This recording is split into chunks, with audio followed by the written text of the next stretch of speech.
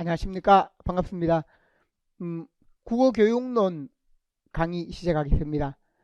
국어교육론 부분에서 보면 현재 우리 다루는 부분은 교재 부분은 현재 이 부분입니다. 국어교육학 하는 부분 교재이고 그 다음에 제가 자료로 제시하는 부분이 있습니다. 자료로 제시하는 부분은 2022 개정 국어교육과정 부분과 그 다음에 뒤에 보면 교수학습 모형 그리고 평가 등에 해당되는 부분이 있습니다. 그리고 그 뒤에 이어서 현재 있는 내용은 제시되었던 부분이 지난해까지 제시되었던 부분이고 그 다음에 앞으로 제시될 부분에서는 개론서 부분에서 작년에 2021년과 2022년과 2023년 걸쳐서 나온 교재들이 있습니다. 그래서 개론서 부분인데 의사소통 교육론에 해당되는 부분과 그래서 화법교육론을 의사소통 교육론으로 바꾸어 제시했고 그 다음에 독서교육론 그리고 작문교육론 이러한 부분이 작문교육론이 2021년 독서교육론과 의사소통교육론이 2023년에 각각 책이 새로 나왔습니다. 그래서 그 책에 해당되는 부분들도 나중에 자료를 정리를 해서 그렇게 드리겠습니다. 그래서 보면 필요한 내용 현재 우리 교재 부분이 2년이 지났기 때문에 또 2022년 부분을 반영하고 있지 못합니다. 그래서 제가 2022 개정 교육과정과 그 다음 2022년 개정 교육과정에서 필요한 부분 그리고 앞서 말씀드렸듯이 지난해 나왔던 개론서에서 있는 내용 그리고 제 책에 없는 부분이나 혹은 보완해야 할 내용들이 있습니다. 그리고 개론서에 있는 부분 이 부분들은 별도 자료로 묶어서 제시를 하고 있습니다. 그래서 오늘 제시된 자료 외에 다음 주에 뭐냐면 현재 이 자료에 이어서 개론서와 관련되는 그러한 내용도 함께 제시를 합니다. 그래서 여러분들이 제 강의만 들으면 국어교육론을 충분히 준비할 수 있게 그렇게 강의가 진행이 되고 있습니다. 그래서 현재 그래도 기본이 되는 것은 뭐냐 하면 국어교육론 이 교재 부분입니다. 이 교재 부분에서 기본적인 내용 부분은 잘 갖춰져 있습니다. 그래서 이 부분을 바탕으로 하되 여기에 부족한 부분이 앞서 말씀드렸듯이 2022 개정 교육과정과 그 다음에 최근에 개정되어 나온 작문교육론 그리고 의사소통 교육론 그리고 독서교육론 등이 있습니다.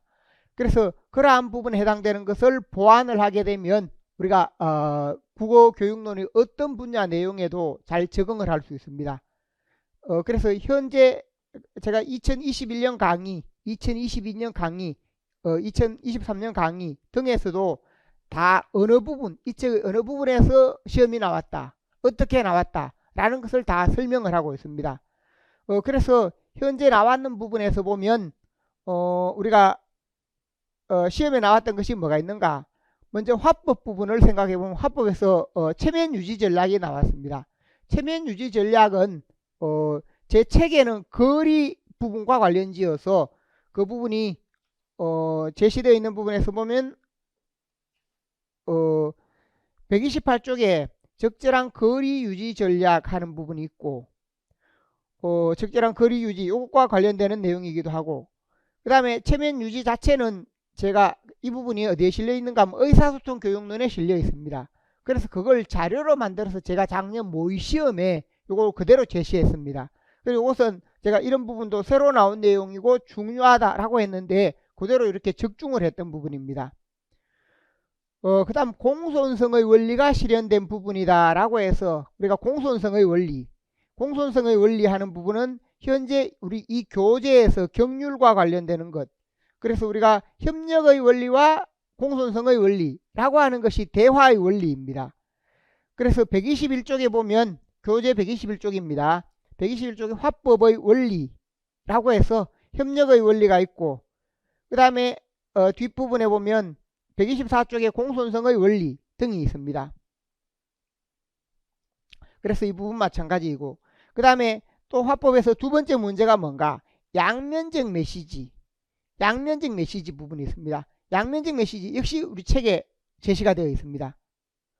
그 다음에 독서 부분에서 독서 동기, 독서 몰입, 독서 동기나 독서 몰입의 경우에 이 부분의 경우 제 책에서 명확하지 않습니다. 그래서 독서 동기는 나와 있지만 독서 몰입이라는 요 용어는 없었습니다. 그래서 이 부분이 조금 미안한 면이 있고, 그 다음에 또 독서에서 평가와 관련되는 부분에서 양적 평가, 질적 평가, 이독성 공식의 문장의 복잡도, 이것도 기입형으로 나왔는데 기입형, 문장의 복잡도, 이독성 공식, 이 부분이 제 책에 없었습니다. 그래서 현재 보면 기입형 A의 1번에 해당되는 것, 거기에서 독서 몰입, B 1번에 해당되는 것, 문장의 복잡도, 이것 외에는 다 책에 있던 내용입니다. 책에 있거나 그렇지 않으면 제가 자료로 제시했거나 다 있었던 내용입니다. 그래서 그 부분도 마찬가지이고, 그 다음 독서에서 보면 글의 구조 파악, 제가 작년에도 제 강의 전반을 들어보면 글 구조가 중요하다, 글의 구조 파악하는 부분이 중요하다 여러 차례 강조를 했던 부분입니다. 그래서 그걸 정리하고 제시하는 부분으로 내용을 체계적으로 정리하는 부분이 뭔가, 개요, 내용 범주화, 내용 구조도 등이 있습니다. 역시 이것도 자료를 통해서, 표를 통해서 계속해서 다루었던 내용이기도 합니다. 그리고 제 책에 역시 다 제시가 되어 있습니다.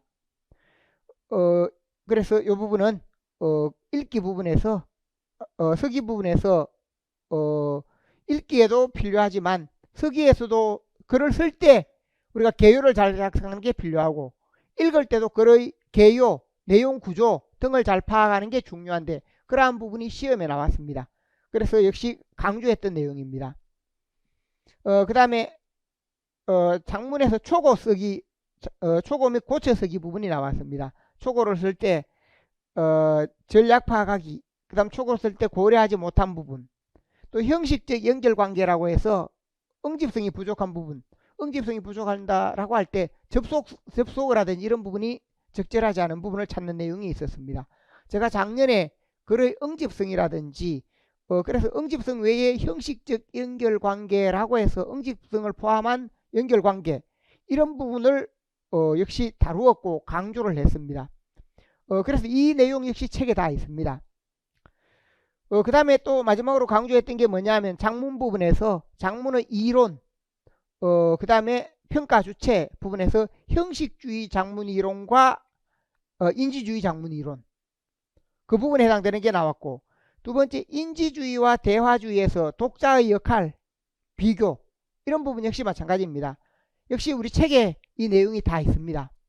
그래서 기본적으로 보면 지난해 시험에서 앞서 말씀드렸듯이 우리가 24점 중에 22점은 책에 있거나 아니면 자료로 모의 시험에서 다 다루었던 내용입니다. 한 번이 아니라 여러 차례 걸쳐서 이렇게 다루었던 내용이고, 다만 독서 몰입이라는 그 용어 부분에 해당되는 것, A 기입형의 1번에 해당되는 독서 몰입, 그 다음에 양적 평가에서 이독성 공식의 문장의 복잡도, 이런 내용은 제가 다루지 않았습니다. 그래서 24점 중에 22점 정도는 책에 있거나 자료로 다 다루었던 부분이다, 이렇게 말씀을 드릴 수 있습니다. 그래서 이 부분은 올해도 마찬가지입니다. 올해도 제가 이 책을 기본으로 하면서 부족한 내용은 부족한 내용대로 다 보충을 합니다. 자료를 통해서 보충을 하기 때문에 우리 책을 통해서 보면 우리 책 내용만 보더라도 충분히 국어교육은 시험에 잘 대응을 할 수 있다라는 것을 미리 말씀을 드립니다.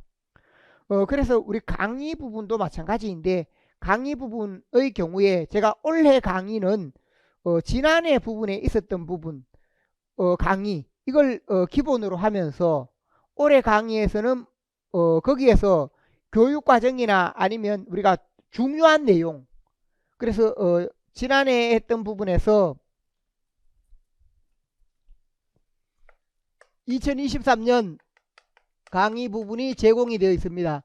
이 부분에서 지난해 7주에 해당되는 부분으로 7주 8주에 걸쳐서 이 강의가 제시가 되어 있습니다.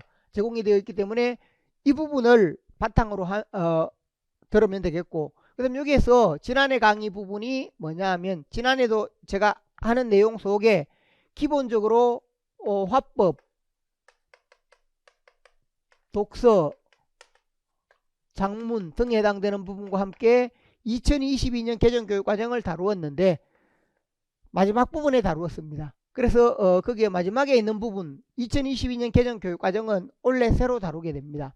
그래서 화법, 독서, 장문에 해당되는 이 내용을 충실하게 들으면 바뀐 내용은 뭐냐, 바뀌거나 보충된 내용은 2022년 개정교육과정, 이것이 이제 기본이 됩니다. 이런 내용들은 기본이 되고, 현재 바뀌거나 보충되는 내용이 뭔가, 2022 개정교육과정.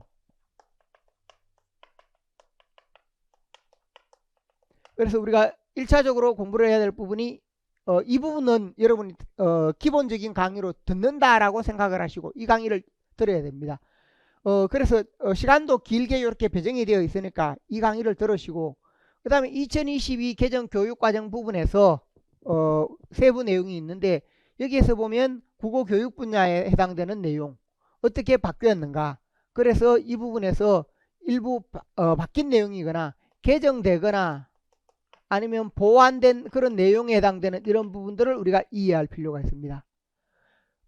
그래서 이것이 첫 번째이고, 두 번째는 2022년에 나온 책으로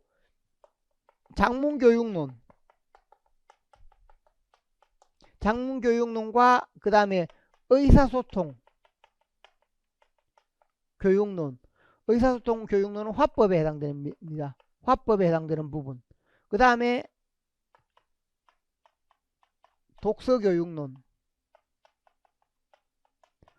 그래서 이 세 가지 부분에 해당되는 것은 교재가 2022 교육과정 부분이 장문교육론의 경우에 2022년에 나왔기 때문에 2022 교육과정이 덜 반영이 되었습니다. 덜 반영이 되었는데 이거 외에도 뭐냐 하면 국어교육학 개론, 국어교육학 개론으로 이건 전체를 담고 있는 것인데 2023년에 개정이 되었고, 이 부분도 2023년에 개정이 되었습니다. 그럼 이 부분은 2022년에 개정되었습니다.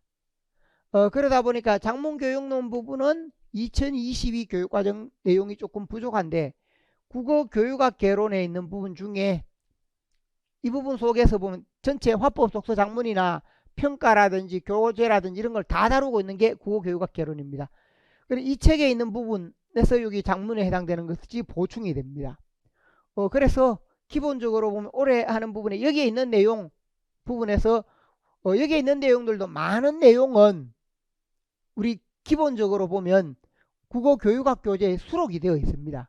이 내용에서 2015 교육과정에 해당되는 것은 다 수록이 되어 있습니다. 그래서 우리 국어교육학 속에 이게 2015 교육과정을 바탕으로 했기 때문에 기본적인 내용은 이 부분에 다 수록이 되어 있다는 겁니다. 이 부분에 수록이 되어 있기 때문에 이걸 바탕으로 하고, 그래서 이 부분은 이 내용을 바탕으로 한다라고 할 수 있습니다. 그 다음에 여기에서 이제 앞서 말씀드렸듯이 개정된 이 부분에 해당되는 것, 개정되고 보완되는 내용, 이건 우리가 어떤 부분에서 어떤 내용이 추가가 되었다 하는 것, 그 내용은 우리가 알고 있어야 교육과정의 흐름을 알 수 있습니다. 또 어떤 부분이 중요시되고 있다라는 것도 알 수 있습니다. 그래서 그에 해당되는 내용, 그 다음 여기에서 보면 이런 책들이 과거에 다 2015 시기에도 있었던 내용입니다. 있었던 내용인데 이 부분에서 보면 독서교육론만 그 시기에 작년에 완전히 새로 나왔습니다. 그래서 있었던 내용인데 이 내용의 경우에 2022 개정 교육과정에 해당되는 내용이 있습니다. 여기 2015에 해당되는 내용은 변화가 없고 2022 이후에 해당되는 것, 2022 교육과정에 해당되는 부분들은 뭐냐 하면 제가 이런 부분에 해당되는 것, 개정 교육과정과 그 다음에 2022 교육과정 이후에 제시된 내용이 있습니다. 이런 부분들은 그래서 교육과정과 이 내용은 추가를 해서 강의를 진행을 하겠습니다. 그래서 여기서는 이 부분을 강조하면서 이 강의에서 앞서도 말씀드렸죠. 길게 했던 이 부분이 있기 때문에 교재도 같습니다. 그래서 하도록 하고, 우리가 그래서 이런 부분이 있기 때문에 첫 번째 이 강의를 기본으로 한다. 그 다음에 두 번째 강의하는 부분은 우리가 뭐냐 하면 이 내용을 기본으로 하고 그래서 첫 번째 부분이 되겠고, 두 번째는 2022 개정 교육과정, 그 다음에 세 번째는 여기에서 개론서 4종이 있는데 거기에서 추가된 내용, 추가되거나 혹은 변화되는 내용, 우리가 개론서에서 이전에 있던 책에서 보충되거나 추가된 그런 내용들이 있습니다. 그래서 그런 내용들에 해당되는 내용 등을 자료로 만들어서 제시를 합니다. 그래서 이런 부분에 대해서 강의를 하고, 그 다음에 이렇게 하게 되면 뭐냐면 이 내용과 전체 내용이 빈틈없이 강의가 이루어지게 됩니다. 그 다음에 뭐냐 하면 우리가 지난해 시험까지를 볼 때 최근 나온 경향과 지난해 시험에서 볼 때 그 다음에 남는 부분에서는 중요 내용, 화법이나 독서, 작문 등에서 올해 중요한 내용, 2025 대비 중요 내용이라고 해서 여기에 해당되는 것은 핵심입니다. 핵심에 해당되는 내용들을 작년에 어떤 부분이 나왔기 때문에 그 부분을 제외하고 어떤 게 중요하다라고 하면 핵심에 해당되는 내용을 중심으로 강의를 진행을 합니다. 그래서 원래 강의하는 부분은 이러한 형태로 강의를 진행하기 때문에 여러분이 무엇을 먼저 들어야 되느냐 하면 여기에서는 중요한 내용만 뽑아서 화법에서 2주에 걸쳐서 강의를 했던 내용이 있습니다. 2주 3주에 걸쳐서 강의했던 내용 중에 그 중에 중요한 내용만 뽑아서 한 주 동안 강의를 진행을 한다는 겁니다. 그리고 독서 부분도 마찬가지입니다. 작문 부분도 마찬가지입니다. 그래서 여기서는 핵심에 해당되는 내용만 각각 이렇게 강의를 할 계획이기 때문에, 그래서 여러분이 먼저 뭘 해야 되는가, 2023년에 강의한 이 내용, 교재를 바탕으로 강의했던 이 내용이 있습니다. 이 내용에 해당되는 부분을 들으면 되겠습니다. 자, 그래서 강의는 이런 형태로 이루어진다라는 점을 참고를 하시고, 그래서 이 강의에서 보면 기본적으로 여기에서 기본적인 지식이 한번 다루어지고, 그 다음에 앞에서 보듯이 새로 추가된 내용, 2022 개정에서 추가된 내용이나 아니면 우리 책에 없거나 보완해야 할 내용, 이러한 내용이 여기서 또 다뤄진다는 겁니다.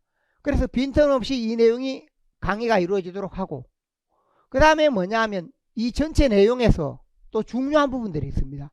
화법에서 중요한 내용이 원래 꼭 보아야 할 부분이 무엇이다, 독서에서 중요한 내용이 무엇이다, 작문에서 중요한 내용이 무엇이다, 이렇게 해서 1, 2월 강의가 마무리됩니다.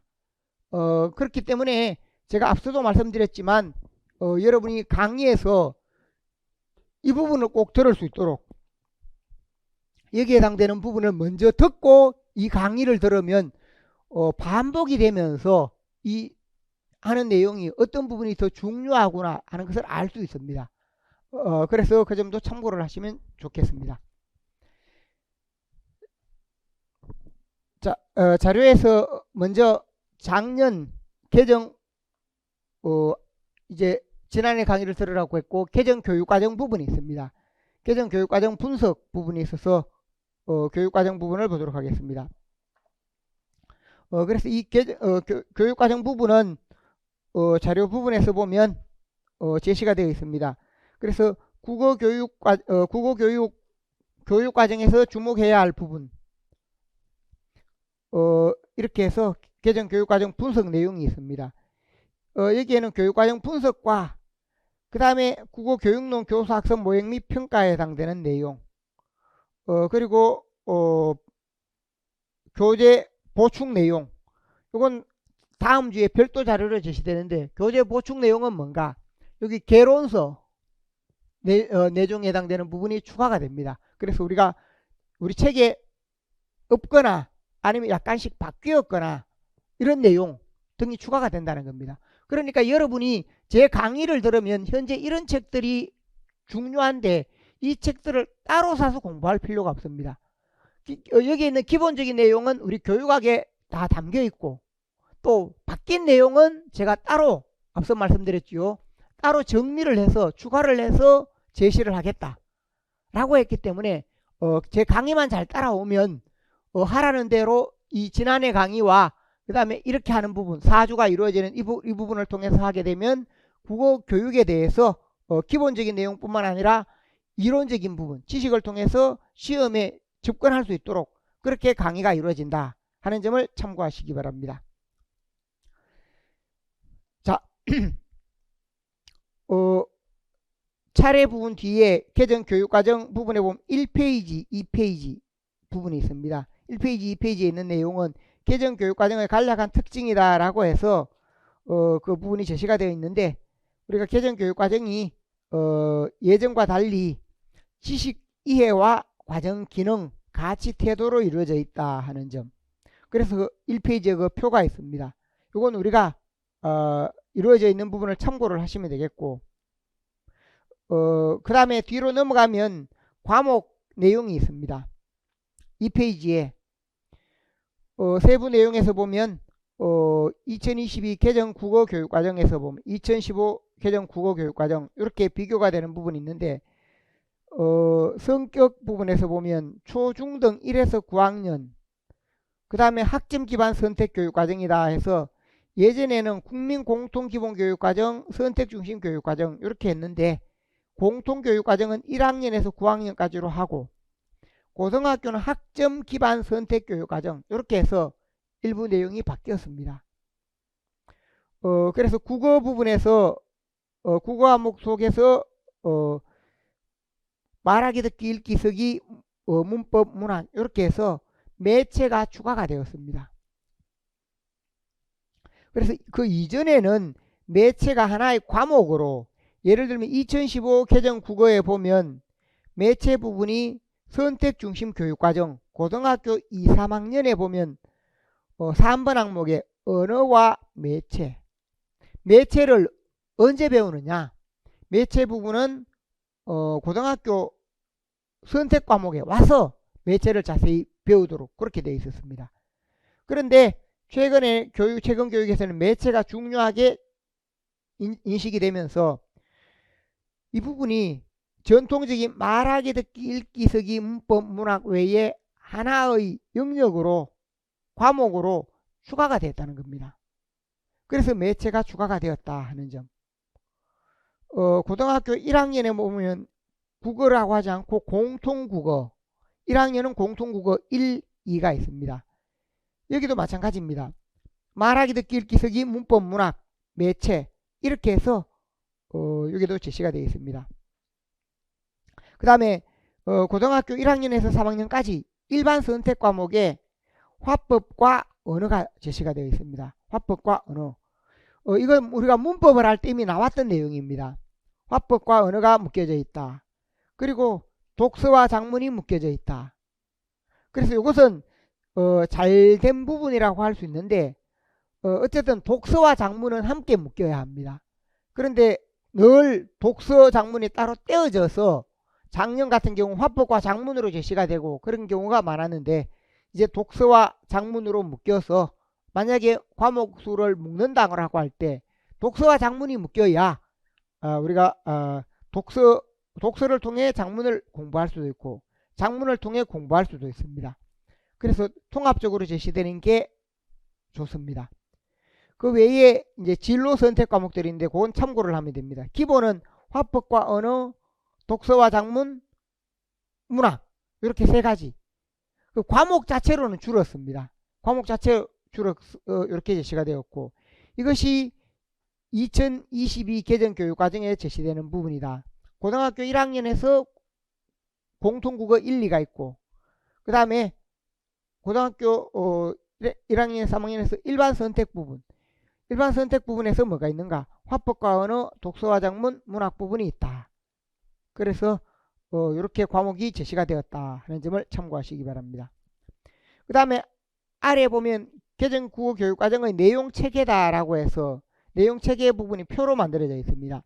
핵심 아이디어, 범주 이렇게 되어 있고, 그 다음에 범주 속에 내용 초등 중학교 1, 2, 3, 4, 5, 6, 1에서 3학년까지, 그러니까 1학년에서 9학년까지 이렇게 이 공통 체계로 제시가 됩니다. 공통 체계로 제시가 되고, 그 다음에 세부 내용에서 보면 지식과 이해, 과정과 기능, 가치, 태도 이렇게 해서 앞에서 바뀐 내용으로 내용을 제시하는 방식이 바뀌었습니다. 그래서 이렇게 간단하게 교육과정에서 핵심 바뀐 내용을 제시했는데, 우선 기본적으로 보면 전체 성취기준, 달라진 부분의 전체 성취기준에서 보면 통합이나 융합의 관점을 강조하고 있습니다. 그래서 우리가 일상생활 속에서 이루어지는 것은, 생활 속에 이루어지는 것은 언어 자료나 말이나 모두 통합되어 있습니다. 통합되어 있는데 우리가 공부를 할 때는 그걸 나누어서 화법, 말하기 듣기다, 또는 화법이다, 독서다, 이런 부분들이 나누어서 우리가 학습을 하고 있습니다. 예를 들면 일상생활 속에서 교사가 이렇게 강의를, 교사나 교수님이 강의를 합니다. 강의를 하고 과제를 내고, 그럼 우리가 과제를 수행하고, 이런 과정을 생각을 해보면 강의를 할 때는 뭐냐 하면 화법이 작용합니다. 대화나 화법이 작용을 하고, 그 다음에 우리가 과제를 받아서 과제를 서기를 해야 한다 하게 되면, 서기를 하기 위해서 우리가 준비를 하는 과정에서는 또 읽기, 다른 자료를 읽거나 자료를 뽑거나 읽기가 작용을 합니다. 또 우리가 과제를 하기 위해서 보고서를 쓴다든지 이렇게 하게 되면 서기가 작용합니다. 그러니까 일상생활 속에서는 화법, 독서, 작문이라든지, 또 우리가 자료에서 보면 어떤 자료를 찾기 위해 자료를 뒤진다든지, 아니면 그렇게 하게 되면 인터넷을 활용을 하고 매체를 활용합니다. 인터넷이나 매체를 활용하게 되면 그러한 부분 역시 마찬가지로 공통적으로 이루어진다, 통합적으로 이루어진다. 그러니까 현재 이루어지는 우리 사회 모든 부분이, 우리가 국어가 있고 수학이 있고 영어가 있고 사회가 있고 학교 교과목처럼 이루어지는 게 아니고 생활 속에서는 이게 통합적으로 이루어진다는 겁니다. 그러니까 우리가 공부를 할 때는 그 분야마다 하되 그걸 통합하고 융합해야 전인적 관점에서 실제 일상생활에서 사용할 수 있는 지식이 된다라는 점에서 융합이나 통합을 강조하고 있는 것이 2022 개정교육과정의 관점이다. 그래서 융합이나 통합 부분이 계속 강조가 되고 있다 하는 점, 교육과정 항목 속에 그러한 부분이 계속 강조가 됩니다. 그 다음에 성취기준을 좀 더 구체적인 내용으로 제시하고 있습니다. 성취기준의 추상적인 내용을 좀 더 보완했다는 점. 그 다음에 독서 부분에서는 주제통합적 읽기, 독서 부분에는 주제를 통합적으로 읽는다. 방금 통합을 강조했죠. 주제통합적으로 읽는다라고 하는 것은 뭔가, 이 부분이 주제통합적으로 읽는다라고 하는 부분은 뒤에 다시 한번 설명을 하겠지만, 현재 우리가 인터넷 속에서 다양한 지식들이 있습니다. 다양한 지식들이 있는데 그러한 부분을 우리가 통합해서 읽을 줄 알아야 한다 하는 점. 그래서 서로 의견이 다른 내용을 취합해서 통합해야 합니다. 그래서 너무 이 부분에 대해서 지금 이제 시대가 이러하다 보니까 그걸 제대로 통합해서 읽지 못하거나 안에서 필요한 정보와 필요하지 못한 정보를 파악하지 못하거나 그렇게 되는 경우가 있습니다.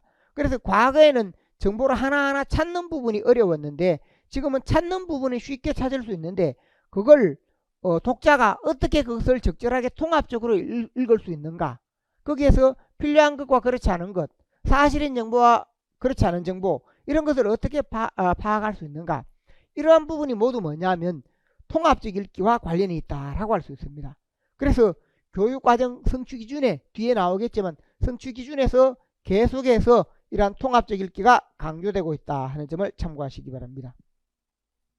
그 다음에 또 한편 자기 선택적 독서와 자기 주도적 작문활동, 독서에서도 보면 자기 선택적 독서라고 해서 과거에 단순히 자기 주도적 독서다라는 말에서 자기 주도적 하는 부분에서 스스로 이제 정과정을 알아서 하는 부분에서 조금 더 특정 분야를 강조해서 자기 선택적 독서를 할 때 스스로 선택을 해서 스스로가 어떤 부분이 필요하다라고 했을 때 자기 주도적이면서 조금 더 구체화해서 자기 선택적 독서를 강조하는 내용이 있습니다. 그 다음에 또 독서 부분에서 그러한 부분이 있고, 장문에서는 자기 주도적, 역시 스스로 주도해서 장문하는 활동, 그래서 이런 부분이 강조되고 있다 하는 점. 자기 선택적 독서, 자기 주도적 장문 활동. 그리고 요 자기와 관련되는 것은 또 뭐가 관련 있는가? 개별화 학습이라든지 이런 부분과도 관련이 있습니다. 그래서 여기 해당되는 부분 크게 달라진 점이 이러한 내용이 있기 때문에 우리가 교육 과정을 보면서도 이러한 내용을 보시면 되겠습니다. 4페이지에 있는 내용은 2015 교육과정 내용입니다. 그 다음 넘어가서 이제 교육과정별로 화법 교육과정이 먼저 제시가 되어 있습니다. 화법, 듣기 말하기 교육과정, 그 다음에 독서, 장문 이렇게 나누어지는데 먼저 제시되어 있는 것은 화법으로 3페이지 부분입니다. 3페이지 부분에 있어서 현재 제시된 부분이 보면 핵심 아이디어 부분이 있습니다. 핵심 아이디어. 듣기 말하기는 언어, 준언어, 비언어, 매체 등을 활용하여 서로의 생각과 감정을 주고받는 행위이다. 그리고 이 부분의 핵심 아이디어다라고 하는 내용에서 여기에 나오는 모든 내용들을 용어, 개념 등을 정확하게 기억을 해야 됩니다. 그래서 언어라고 할 때 일반적으로 말하는 음성언어와 문자언어를 말합니다. 준언어는 무엇을 말합니까? 예전에는 이걸 반언어라는 용어를 사용을 했습니다. 절반 정도 언어이다. 그래서 음성언어에 붙어서 사용되는 부분으로 우리가 예전에는 이 부분을 앞에서 반언어적 표현이다.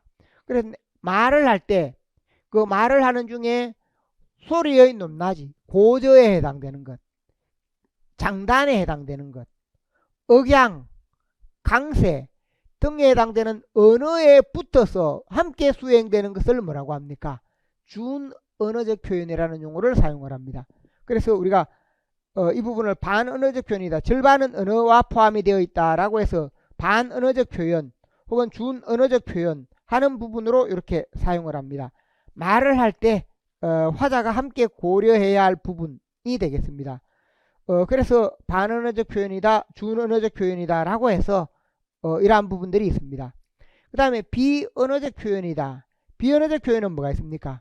비언어적 표현에는 우리가 말은 아니지만 의사소통을 할 수 있는 부분이 있습니다. 말은 아니지만 의사소통을 할 수 있는 부분이다. 그게 뭐가 있습니까? 말은 아닌데 의사소통을 할 수 있다. 바로 그런 부분이 손짓, 표정, 동작 이런 부분들에 해당되는 것. 그러한 부분들을 우리가 비언어적 표현이다 라고 할 수 있습니다. 그래서 비언어적 표현과 반언어적 표현이라고 할 때 그러한 내용을 정확하게 적절하게 구사할 수 있는 부분, 그래서 이 부분을 생각을 할 수 있는데, 우리 책에 보면 이 내용이 어디에 제시가 되어 있는가 하면 우리 책에서는 37쪽에 현재 부분에 보면 37쪽에 보면 언어적, 비언어적, 반언어적, 비언어적 표현 이렇게 되어 있죠. 여기에 반언어적 하는 용어를 준언어적이다 라는 용어로 바꾸어서 이해하면 됩니다. 내용은 똑같습니다.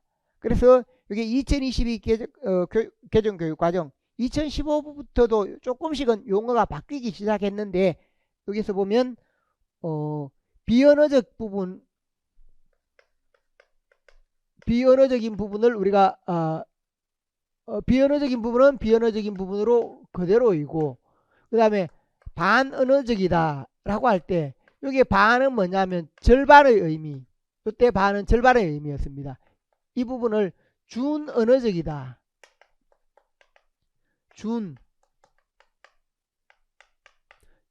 무엇에 준하다라는 의미로, 언어에 따른다는 의미로. 그래서 언어가 있으면, 말하기 듣기 언어가 있으면 이때는 절반 정도의 언어에 덧붙어서 수행이 되는 게 고저, 억양, 강세 등등입니다. 근데 이걸 반언어적이라고 하니까 용어 부분이 조금 수정할 필요가 있다. 그래서 여기서 뭐 준언어적이라는 이 용어로 이렇게 준언어적 표현이다 라는 용어로 수정이 되었습니다. 내용은 똑같습니다.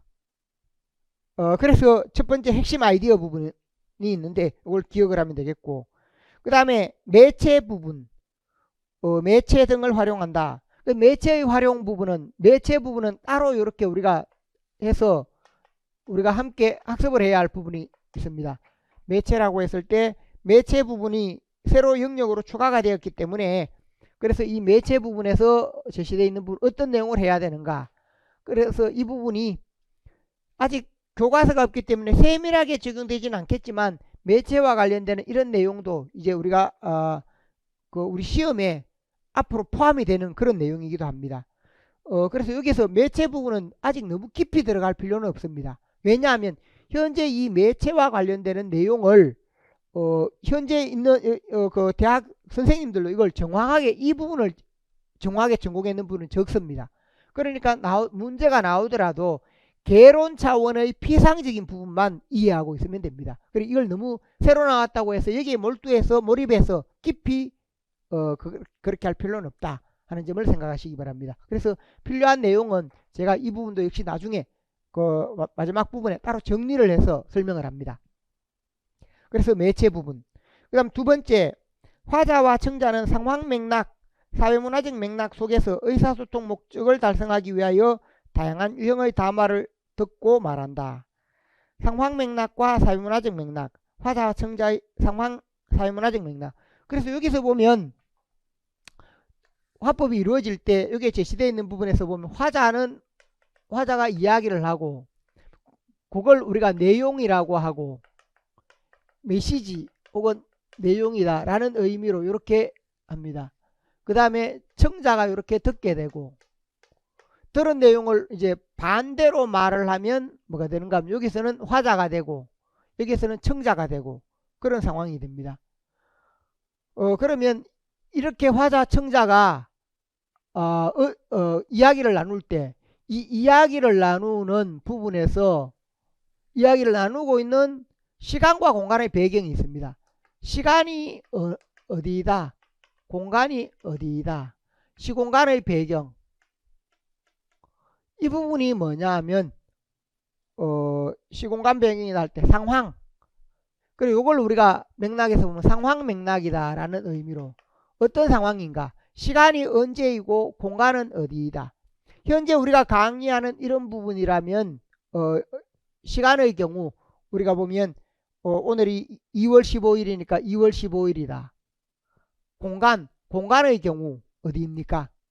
공간은 우리가 강의실이다. 이렇게 설명을 할 수 있습니다. 시간 공간 맥락이 있다 하는 점.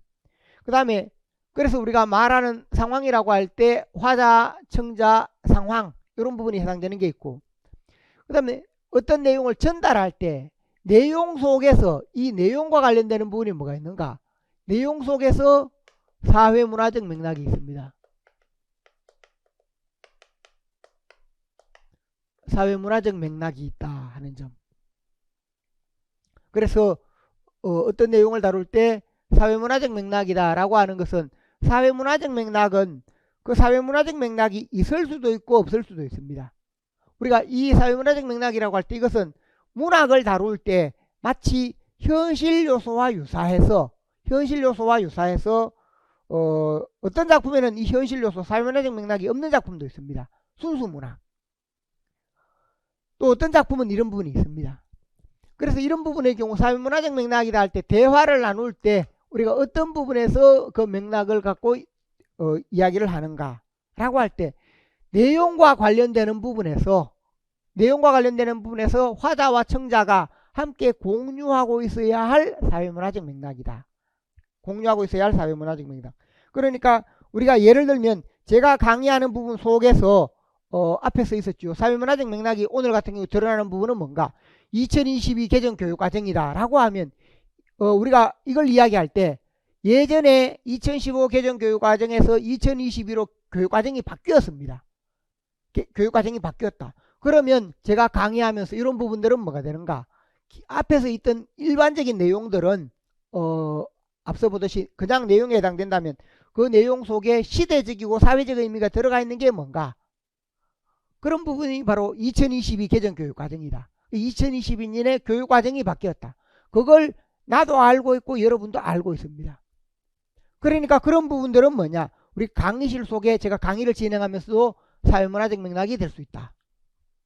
예를 들면 문학 작품을 다룬다라고 할 때 문학에 관한 내용을 다룰 때도 어떤 시대 현실을 바탕으로 하고 있다. 그게 사회문화적 맥락이 됩니다. 그래서 우리가 그냥 단순히 밥을 먹거나 아니면 잠을 자거나 이런 부분에는 그런 이야기, 아주 일상적인 이야기에는 이런 사회문화적 맥락이 작용하지 않는데 사회문화적 맥락이 작용한다라고 할 때는 시대적인 어떤 문제가 들어간다. 뭐 얼마 안 있으면 예를 들면 총선 부분이 있다 라든지 아니면 우리가 예를 들어서 총선과 관련되는 그런 부분, 정치적인 부분 아니면 뭐 어디에 무엇이 완공이 된다 라든지 뭐 이렇게 시대적인 특징을 지니는 부분들이 있습니다. 그러면 그런 부분들에 대해서는 그런 이야기를 할 때는 화자도 알고 있고 청자도 알고 있어야 할, 즉 내용을 전개할 때 알고 있어야 할 사회문화적 맥락이다 하는 부분을 설명을 할 수 있습니다. 맥락 부분에서 나왔기 때문에 여기는 지금 나와 있지는 않는데 내용을 제시할 때 여기에 사회문화적 맥락이 있으면 또 뭐가 있는가 하면 어떤 내용을 파악할 때 언어적 맥락이 있습니다. 언어 내적 맥락. 이것은 우리가 맥락을 현재는 이 개념으로만 제시가 되어 있어서 제가 이렇게 일단 파악을 했는데 맥락 부분에서 보면 다르게 접근할 때는 뭐냐? 다르게 접근한다라고 할 때 우리가 상황 맥락이다. 상황 맥락이라고 할 때 앞에서 보면 이것은 화자, 청자, 시간, 공간 이런 부분을 말합니다.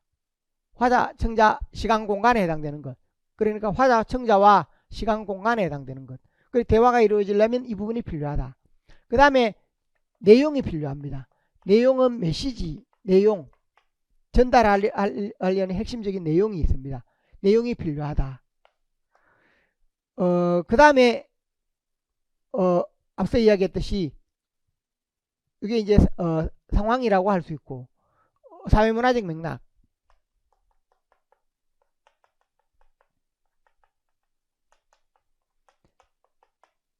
사회문화적 맥락이다 라고 해서 이러한 부분으로 나누게 되는데 내용의 경우에 우리가 맥락이라고 할 때 사회문화적 맥락은 주로 뭐가 되는가 하면 이 부분은 언어 외적 맥락이다. 언어 외적 맥락이다. 이렇게 설명을 하고 그 다음에 우리가 어떤 내용을 파악을 할 때 보면 언어 내적 맥락이다 라는 부분이 있습니다. 이런 내용을 전할 때 의미 파악을 좀 쉽게 하기 위해서 맥락이라는 용어 부분에서 보면 이거 언어 외적인 부분이라고 할 수 있고 어떤 내용이 쭉 이어지고 있습니다. 쭉 이어져서 이 전체 내용을 이야기하고 있는데 우리가 여기에서 보면 핵심적인 내용으로 이 내용에 대해서 A에 대해 이야기하고 있다라고 하면 A 부분 이렇게 제시되거나 아니면 특정 부분에 A에 해당되는 내용이 있습니다. 이걸 표시해 놓고 여기에서 뭘 제시하는가?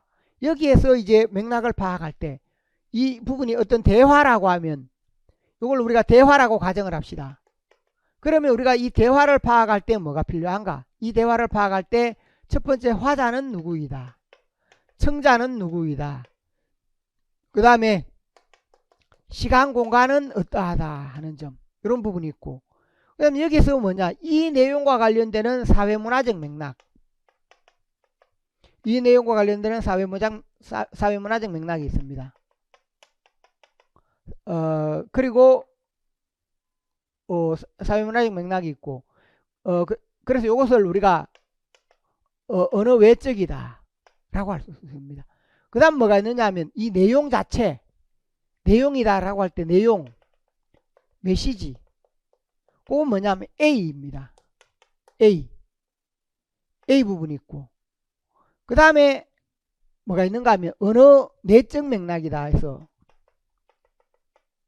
언어 내적 맥락이란 말을 쓰는데, 언어 내적은 뭔가, 사회 문화적 맥락은 이 부분과 관련되는 외부 어떤 사회, 예를 들면 우리가 투표가 있다라고 하면 두 사람이 이야기를 하는데 총선이 언제 실시가 된다라든지 이런 부분을 이야기합니다. 그러면 4월 총선이 있다라고 할 때 그런 부분은 뭐냐? 사회 문화적 맥락이 된다는 겁니다. 그래서 두 사람 이야기를 나누지만 언제 그러면 우리 사회에서 그런 부분이 이루어지고 있다. 그럼 사회 문화적 맥락이 됩니다. 그런데 이런 이야기를 나누는 부분에서 뭐냐 하면 기본 내용 A에 해당되는 요 기본 내용이 있으면서 기본 전달하는 이 내용이 있으면서 이 부분의 의미를 파악하기 위해서는 4월 총선에 해당되는 것도 알고 있어야 되지만 총선거가 언제 있고 무엇이다. 예를 들면 야 친구들끼리 이렇게 대화를 나누죠. 야 이번에 하면 국회의원 누구를 뽑을까 생각해봤니? 이런 식으로 이야기를 합니다. 그럼 국회의원 누구 뽑을 거 생각해봤니? 라는 말이 있다. 국회의원 누구 뽑을 거 생각해봤니? 그럼 이 부분에 뭐냐? 사회문화적 맥락으로 작용하는 게 4월 총선. 이것은 뭐냐? 화자나 청자나 다 알고 있어야 된다는 겁니다. 그러니까 여기서 말하는 내용은 뭔가? 국회의원 누구 뽑는가? 라는 부분이 됩니다. 국회의원 누구 뽑는가? 그러면 A 자체가 있고, 그 다음 사회문화 맥락이 있고, 그러면 언어 내적 맥락은 뭔가? 여기에 왜 A와 같은 이야기가 나왔을까? A와 같은 이야기가 나왔을까? 요즘 우리가 젊은 사람들이 너무 힘든다. 이 시험 제도라든지 이런 부분에서 정답 공개도 안 하고 너무 어렵다. 이런 이야기가 나온다는 겁니다. 그래서 누구 뽑느냐 하면 그래 이 대화가 또 이어질 수 있습니다. 우리한테 이익을 줄 수 있는 후보를 찾아서 뽑아야지. 시험에 대해서도 이렇게 좀 교사 인을 확충할 수 있는 사람 또는 교육 정책을 제대로 펼칠 수 있는 사람을 뽑아야지. 이렇게 이어질 수 있다는 겁니다. 그러면 여기에 해당되는 이 내용 A가 나오게 한 앞의 내용, A가 있는 뒤의 내용, 이게 뭐냐? 언어 내적 맥락이 됩니다. 언어 내적 맥락이다. 그래서 이런 A와 같은 발화가 나오겠다. 예를 들면 이번엔 선거에 국회의원 누구 뽑을 거니? 이렇게 묻는 내용이다 하면 이런 이야기 나오게 된 게 뭔가? 그 앞에 어떤 불만이 있거나 그게 개선돼야 할 그런 내용이 있다. 그래서 그런 인물이 누구누구이다 등등으로 이렇게 제시가 될 수 있다는 겁니다. 그러면 A에 해당되는 이 부분이 그어져 있는데 화자는 누구이다, 청자는 누구이다, 시간 공간은 어디이다. 친구와 함께 예를 들면 시간은 언제이고 공간은 친구와 함께 이렇게 술을 마시다가 혹은 차를 마시다가 어느 찻집이다, 어느 술집이다 이렇게 이야기할 수 있고, 사회문화적 맥락은 뭔가? 앞에서 이야기했듯이 이 부분이 됩니다. 그 다음에 앞서 이야기했죠. 내용은 국회의원 누구 뽑는가 하는 것에 대한 것이고, 그 다음에 여기서 어느 내적으로 작용하는 게 뭔가? 이런 부분에 교육정책에 대한 불만이라든지 그 다음에 그걸 해소할 사람이 누구냐라든지 이런 내용들은 뭐가 되는가? 어느 내적인 맥락이 됩니다. 그래서 여기서 보면 어느 내적 맥락이라는 용어도 있다. 어느 외적인 부분도 있고 또 이 내용과 관련지어서 내용이 있으면 메시지를 우리가 앞에서 A라고 했으면 내용 중에서 어느 내적 맥락이 따로 있다. 어느 내적 맥락이 있어. 이건 내용 그대로이고, 어느 내적 맥락은 뭐냐면 우리가 핵심 화제가 있으면 화제나 발화가 있을 때 발화 혹은 화제가 있을 때 그 화제 발화와 관련된 앞뒤에 해당되는 그 내용, 이걸 뭐라고 하는가? 어느 내적 맥락이라고 한다. 그래서 우리가 이걸 함께 기억할 필요가 있는데 앞에서 교육과정에서는 화자, 청자와 상황 맥락, 사회문화적 맥락 등만 말했는데 세부 내용에서 설명을 하다 보면 우리가 상황 자체에 해당되는 것, 화자, 청자, 시간, 공간을 넓게 다 같이 상황에 포함하는 경우도 있습니다. 나눠도 관계가 없습니다. 그 다음 내용이 있다. 내용이 있고, 그 다음 뭐가 있는가 하면 사회문화적 맥락. 사회문화적 맥락은 언어 외적인 부분. 그래서 제가 앞에서 요것은 여기에 있는 내용 자체가 아니고 언어 외적인 부분이다. 그 다음에 언어 내적인 부분은 뭔가? 앞뒤 내용. A가 있을 때 A를 기준으로 앞뒤 내용에 해당되는 것은 언어 내적인 부분이다 라고 말할 수 있습니다. 그래서 이렇게 용어에 해당되는 부분, 상황 맥락, 사회문화적 맥락 속에서 이런 부분들을 우리가 예를 들면 대화에서 화자, 청자가 이 대화를 한다고 할 때 방금 A와 같은 대화는 뭔가 그 의미를 잘 파악하기 위해서는 화자는 누구이고 청자는 누구이고 어떤 상황이고 사회문화적 맥락은 무엇이고 그 다음에 내용은 무엇이고 또 어느 내적 맥락은 무엇이다. 앞뒤 내용은 무엇이다. 이걸 다 알아야 그 발화의 의미를 정확하게 이해할 수 있는 겁니다. 그래서 여기 맥락이라고 할 때 그 맥락과 관련되는 이 용어를 이해하시면 좋겠습니다. 그 다음 화자와 청자는 의사소통 과정에 협력적으로 참여하고 듣기 말하기 과정에서 문제를 해결하기 위해 적절한 전략을 사용하여 듣고 말한다. 듣기 말하기 과정에서 문제를 해결하기 위해 적절한 전략이라고 할 때 인지주의에 해당됩니다. 그래서 여기에 듣기의 경우, 읽기의 경우 전략에 해당되는 부분, 우리 책에서 보면 이게 뭐냐 하면 듣기 활동, 말하기 활동 이렇게 해서 화법에서 보면 듣기와 말하기 부분에 해당되는 활동들이 있습니다. 그래서 그 부분이 우리 교재에서 보자면 차례 부분에서 제시되어 있는 내용으로 듣기 활동, 말하기 활동 이런 부분에 해당되는 것인데 바로 화법의 원리에 해당되는 것, 화법의 원리에 해당되는 것으로 29쪽부터 제시가 되어 있는 내용들이 다 여기에 해당됩니다. 그래서 29쪽에 보면 화법의 원리다라고 해서 듣기 부분에서 듣기 과정, 말하기 과정 거기에 작용하는 원리 가 있겠고 그 다음 여기는 화법이니까 듣기 말하기인데 읽기라면 읽기 원리, 서기라면 서기 원리가 다 있습니다. 그에 해당되는 내용. 그 다음에 화자와 청자는 듣기 말하기 흥미를 가지고 요건 태도에 해당되는 내용입니다. 흥미를 가지고 적극적으로 참여하면서 담화 공동체 구성원으로서 성장하고 상호 존중하고 공감하는 소통 문화를 만들어간다. 이건 태도에 해당되는 내용이 될 수 있습니다. 그래서 핵심 아이디어 속에 방금 제가 설명했듯이 언어와 이때 듣기 말하는 주로 음성언어겠죠. 음성언어, 준언어, 비언어, 매체 등에 해당되는 내용을 우리가 알아야 된다. 두 번째는 맥락에 해당되는 내용, 화법에서 말하기 듣기가 작용할 때 맥락에 해당되는 내용을 명확하게 이해해야 한다. 세 번째는 듣기 말하기 원리를 잘 알아야 한다 라는 것이 제시되어 있는 내용입니다.